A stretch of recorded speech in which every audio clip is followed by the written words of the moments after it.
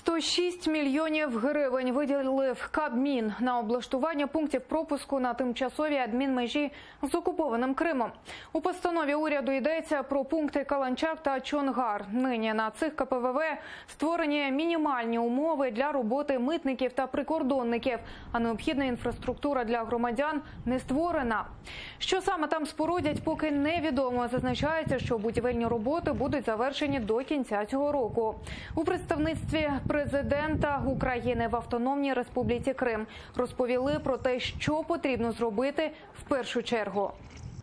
Да, действительно, там есть необходимость в дорожном покрытии дополнительном. Почему? Потому что там пешеходные зоны, в дополнительном освещении, и комната матери и ребенка, и санитарная зона. Об этом мы говорили всегда, в этом есть необходимость, это нужно делать. Но ни о каких помпезных там строек речи не должно быть. Для нас это временная линия разграничения